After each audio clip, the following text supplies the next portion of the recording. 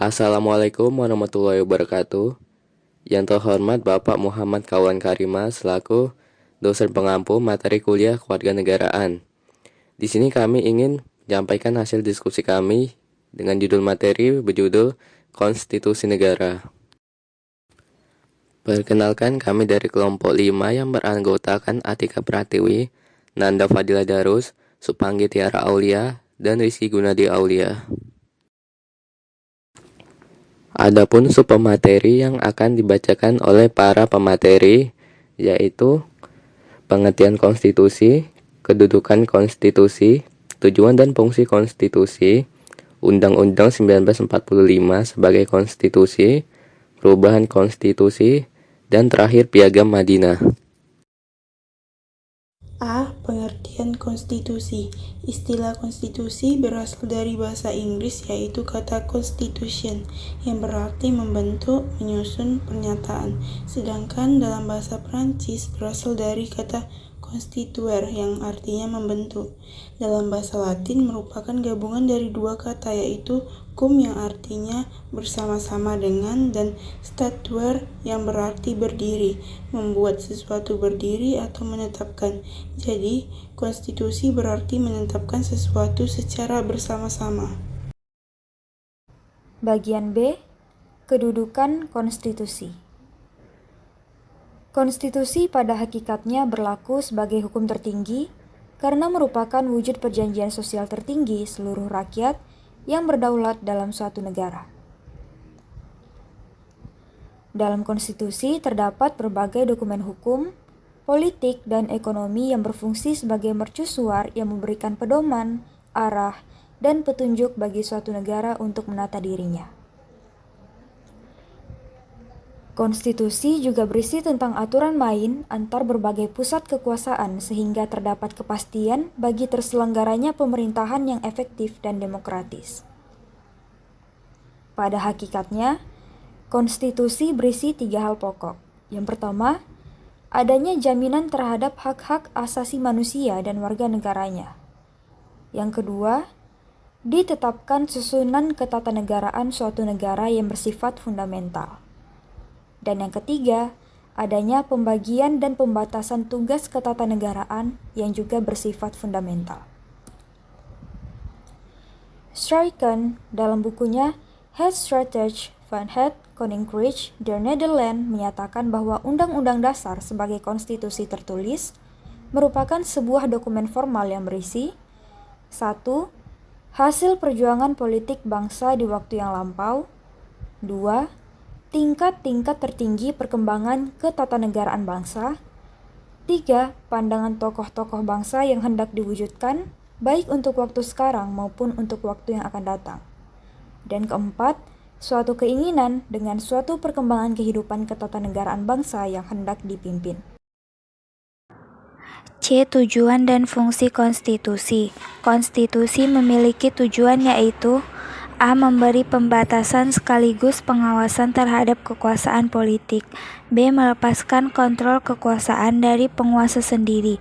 C. Memberi batasan-batasan ketetapan bagi para penguasa negara dalam menjalankan kekuasaannya. Sehingga dari tujuan dan fungsi tersebut, konstitusi memiliki peran yang sangat strategis dalam mencapai dan meraih tujuan negara sebagaimana menurut Lemhanas 2011, konstitusi memiliki peran strategis berupa A. Menjaga kredibilitas dan efektivitas sebagai lembaga politik. B. Menjamin kehidupan demokrasi dan public engagement. C. Menumbuhkan kepercayaan masyarakat dalam rangka akuntabilitas badan-badan publik. D. Undang-Undang 1945 sebagai konstitusi. Setelah Undang-Undang 45 disahkan menjadi aturan main dan kerangka kerja pemerintah Republik Indonesia, sejak itulah berlaku konstitusi yang mengikat seluruh wilayah dan bangsa Indonesia. Dengan demikian, Undang-Undang 1945 adalah Konstitusi Republik Indonesia yang pertama yang terdiri atas 1. Pembukaan yang meliputi 4 alinea berasal dari naskah rancangan pembukaan Undang-Undang Dasar yang disusun panitia kecil pada 22 Juni 1945. Yang kedua, batang tubuh atau isi yang meliputi 16 bab 37 pasal, 4 pasal aturan peralihan dan 2 aturan tambahan yang berasal dari rancangan Undang-Undang Dasar tanggal 16 Juli 1945 dan disusun oleh BPU PKI. Yang ketiga, penjelasan resmi Undang-Undang 1945. Perubahan konstitusi. Perubahan konstitusi atau biasa disebut dengan istilah amandemen bukanlah sesuatu yang dianggap tabu atau terlarang dalam kehidupan negara yang demokratis. Perubahan merupakan sesuatu hal kehidupan dan sejarah. Perkembangan kebutuhan dan pemikiran manusia yang selalu berubah menuntut penyesuaian-penyesuaian suatu undang-undang yang merupakan produk pemikiran manusia dalam kurun tertentu. Bahkan dalam kehidupan beragama, manusia telah banyak melakukan perubahan-perubahan penafsiran atas kitab suci agamanya yang sakral. Perubahan penafsiran atas kitab suci itu bukanlah tergolong atas nama hukum Tuhan. Sebaliknya merupakan tindakan kreatif manusia dalam rangka mencari jawaban-jawaban aktual agama terhadap tuntutan dan perkembangan zaman. Piagam Madinah sebagai konstitusi pertama di dunia. Konstitusi merupakan hukum tertinggi dalam sebuah negara yang harus ditaati dan diikuti. Madinah Al-Munawwarah adalah salah satu negara yang mempunyai konstitusi yang ditulis yang dikenal dengan sebutan Konstitusi Madinah atau Piagam Madinah. Konstitusi Madinah ini tidak lepas dari historis atau sejarah perjalanan kepemimpinan Rasulullah SAW sebagai pemimpin pada masa itu, dan juga konstitusi Madinah ini tidak lepas tentang masyarakat Madinah. Dalam cerita sejarah, Madinah adalah sebuah negara yang memiliki lingkungan yang subur. Bangsa Indonesia dengan Pancasilanya pada sila keempat menyebutkan bahwa pemusyawaratan yang dipimpin oleh hikmat kebijaksanaan dalam pemusyawaratan perwakilan jelas mengisyaratkan bahwa untuk menangani atau menyelesaikan suatu konflik adalah dengan jalur musyawarah, bukan dengan kekerasan, apalagi sampai memanfaatkan hukum sebagai alat menyingkirkan kelompok orang yang tidak disenangi. Piagam Madinah sebagai konstitusi yang diterapkan di Madinah merupakan kesepakatan bersama dan bukan hanya untuk kepentingan kelompok tertentu.